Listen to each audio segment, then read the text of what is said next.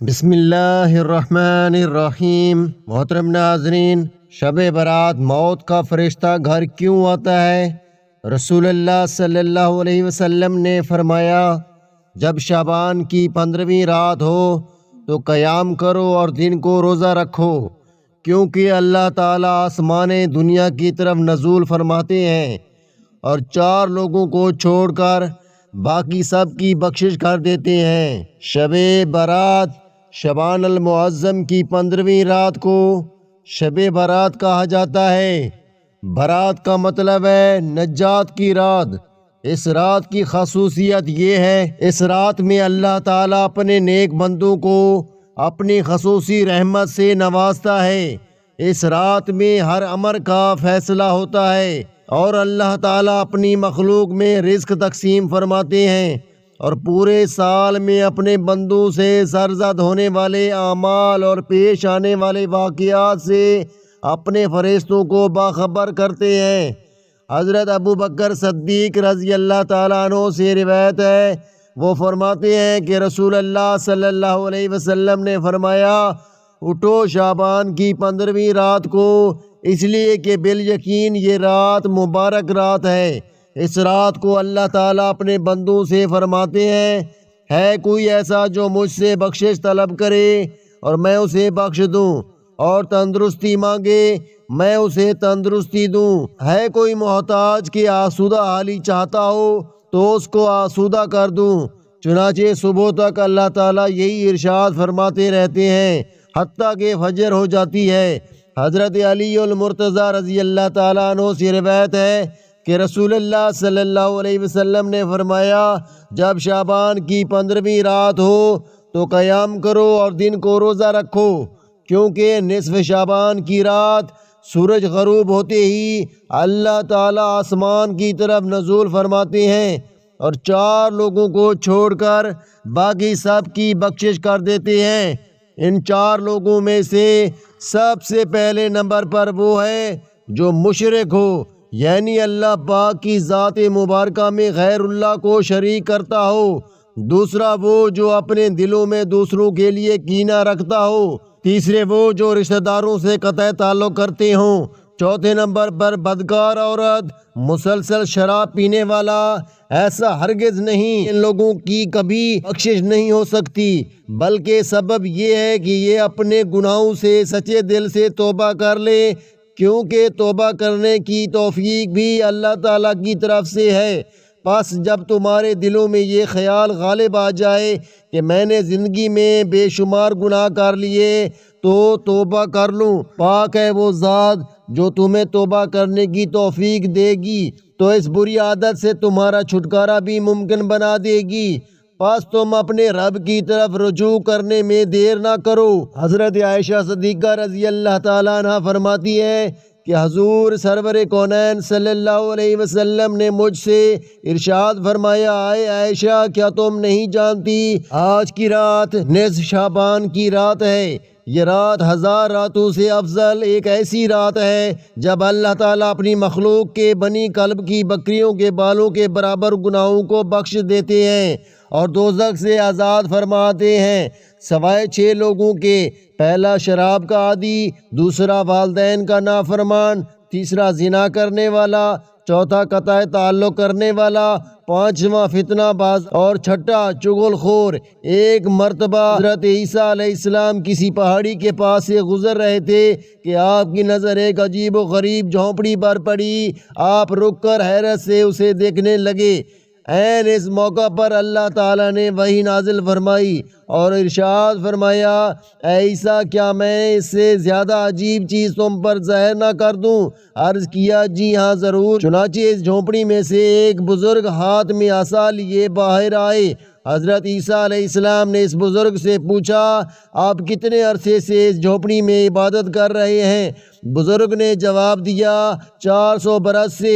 یہ سن کر حضرت عیسیٰ علیہ السلام نے بارگاہ الہی میں عرض کی، اللہ تیرے اس معجزے کو دیکھنے کے بعد میرا یہ گمان ہے کہ اس بندے سے زیادہ عبادت گزار بندہ اور کوئی نہیں۔ اللہ تعالیٰ نے ارشاد فرمایا، اے عیسیٰ میرے محبوب نبی کے امتی کا شعبان کے مہینے کی آدھی رات کی عبادت میں 2 نوافل نماز ادا کر لینا اس بزرگ کی 400 برس کی عبادت سے افضل ہے۔ حضرت ابو ہریرہ رضی اللہ تعالیٰ عنہ فرماتے ہیں کہ حضور نبی کریم صلی اللہ علیہ وسلم نے فرمایا، میرے پاس آدھی شعبان کی رات میں جبریل امین علیہ السلام تشریف لائے اور عرض کرنے لگے، اے اللہ کے رسول اپنا سر مبارک آسمان کی طرف اٹھائیے۔ میں نے ان سے دریافت کیا، ایسا کیوں؟ اس رات میں ایسا کیا ہے؟ حضرت جبرائیل امین علیہ السلام فرمانے لگے، یہ وہ رات ہے جس رات اللہ تعالیٰ رحمت کے 300 دروازے کھول دیتے ہیں اور ہر اس انسان کو بخش دیتے ہیں جس نے اس کے ساتھ کسی کو شریک نہ ٹھہرایا، بشرطے کہ وہ جادوگر نہ ہو، سود خور نہ ہو، زانی نہ ہو، شراب کا عادی نہ ہو۔ ان لوگوں کے علاوہ اللہ تعالیٰ اس وقت تک بخشش نہیں فرماتے جب تک کہ وہ توبہ نہ کر لیں۔ ماہ شعبان کی 15ویں شب کے بارے میں حضور پاک صلی اللہ علیہ وسلم فرماتے ہیں، اے عائشہ کیا تم جانتی ہو اس رات میں کیا ہوتا ہے؟ عرض کیا، یا رسول اللہ صلی اللہ علیہ وسلم بتلائیے اس رات میں کیا ہوتا ہے؟ آپ صلی اللہ علیہ وسلم نے فرمایا، اس رات کی فضیلت یہ ہے کہ آدم علیہ السلام کی اولاد میں سے جو شخص اس میں پیدا ہوگا اور جو اس سال میں مرے گا، اس کا مرنا اور پیدا ہونا لکھا جاتا ہے، اور جو فرشتے ان کاموں پر مقرر ہیں ان کو اس امر کی اطلاع دی جاتی ہے، اور جتنا رزق مخلوق کو اس برس میں ملے گا سب لکھ دیا جاتا ہے۔ اور اس 15ویں رات اللہ تعالیٰ سورج ڈوبتے ہی اس دنیا کے اوپر جو آسمان ہے اس پر تشریف لے آتے ہیں اور ارشاد فرماتے ہیں، کوئی جو مجھ سے بخشش کا طلبگار ہو، رزق چاہتا ہو، مصیبت کا مارا ہو، دعا کرے تو میں اس کی مصیبت کو دور کر دوں گا۔ اسی طرح صبح ہونے تک ارشاد فرماتے ہیں، بس بندوں کو چاہیے اس رات خوب عبادت کریں، اپنے گناہوں کی معافی مانگیں اور 15ویں کا روزہ رکھیں۔ اللہ تعالیٰ اس رات میں اپنی مہربانی سے بے شمار بندوں کو بخش دیتا ہے، مگر کافر، مشرک، کینہ رکھنے والا اور قاتل کو نہیں بخشتا۔ حضرت عائشہ صدیقہ رضی اللہ تعالیٰ عنہ نے فرمایا، ایک رات میں نے رسول اللہ صلی اللہ علیہ وسلم کو بستر پر نہ پایا تو میں پریشان ہو گئی۔ میں آپ کی تلاش میں گھر سے باہر نکلی، میں نے دیکھا کہ آپ بقیع کے قبرستان میں موجود ہیں، آپ کا سر مبارک آسمان کی طرف اٹھا ہوا ہے۔ اس رات اللہ تعالیٰ آسمان پر تشریف فرماتے ہیں اور بنی کلب کی بکریوں کے بالوں کے برابر انسانوں کو دوزخ سے آزاد کرتے ہیں۔ پھر فرمایا، کیا تم آج رات مجھے عبادت کی آزادی دیتی ہو؟ میں نے عرض کیا، ضرور۔ پھر آپ صلی اللہ علیہ وسلم نے نماز پڑھنا شروع کر دی، قیام کی، سورہ فاتحہ اور ایک چھوٹی سی آیت پڑھی، اور پھر آپ سجدے میں چلے گئے، پھر آدھی رات تک سجدے میں رہے، پھر کھڑے ہو کر دوسری رکعت پڑھی اور پہلی رکعت کی طرح اس میں بھی قرات فرمائی اور چھوٹی سورت پڑھی، پھر آپ سجدے میں چلے گئے۔ یہ سجدہ صبح تک جاری رہا۔ میں دیکھتی رہی، جب آپ کو سجدے میں گئے زیادہ دیر ہو گئی تو مجھے اندیشہ ہوا کہ کہیں اللہ تعالیٰ نے اپنے رسول صلی اللہ علیہ وسلم کی روح مبارک کو قبض تو نہیں کر لیا۔ پھر جب میرا انتظار طویل ہو گیا، بہت دیر ہو گئی، تو میں آپ کے قریب پہنچی اور میں نے رسول اللہ صلی اللہ علیہ وسلم کے تلوؤں کو چھوا تو آپ نے حرکت فرمائی، تو میں نے خود سنا آپ سجدے کی حالت میں یہ الفاظ ادا فرما رہے تھے، الہی میں تیرے عذاب، تیری عفو اور بخشش کی پناہ میں آتا ہوں، تیرے قہر سے تیری رضا کی پناہ میں آتا ہوں، تجھی سے پناہ چاہتا ہوں، تیری ذات بزرگ و برتر ہے، میں تیری شایان شان ثنا بیان نہیں کر سکتا، تو آپ اپنی ہی ثنا کر سکتا ہے اور کوئی نہیں کر سکتا۔ صبح کو میں نے عرض کیا، کیا آپ سجدے میں ایسے کلمات ادا فرما رہے تھے؟ کیا ویسے کلمات آپ کو ادا کرتے ہوئے میں نے کبھی نہیں سنا۔ حضور پاک صلی اللہ علیہ وسلم نے دریافت فرمایا کیا تم نے ادا کر لیے؟ میں نے عرض کیا جی ہاں۔ آپ نے فرمایا خود بھی یاد کرو اور دوسروں کو بھی سکھا دو، کیونکہ جبرائیل امین علیہ السلام نے سجدے میں مجھے ان کلمات کو ادا کرنے کا حکم دیا تھا۔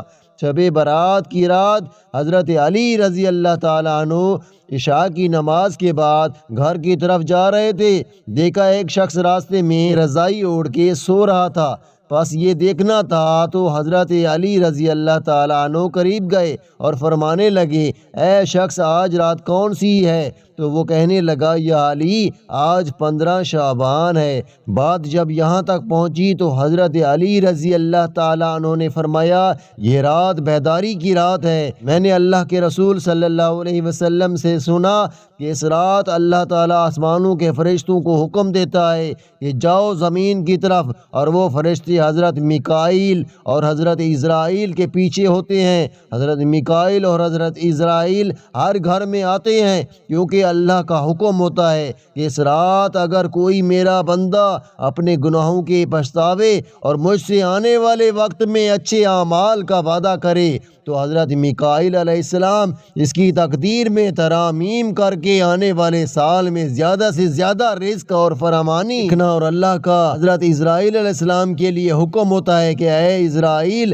ہر گھر جا کے دیکھ آنے والے سال میں جس جس گھر میں جو مرنے والا ہے اسے بتا کہ بیدار ہو کے اپنے اللہ کی عبادت کر، کیونکہ باقی اس کی زندگی میں اتنی سانسیں اور اتنی دھڑکنیں موجود ہیں۔ اگر کوئی میرا بندہ اس رات اپنی زندگی میں میری عبادت کے لیے مجھ سے مہلت مانگے تو اس کی زندگی میں فراوانی لکھنا، اور اگر وہ آنے والی زندگی میں مصیبتوں اور بیماریوں سے نجات مانگے تو اس کی آنے والی زندگی سے ہر مصیبت کو ختم کر دینا۔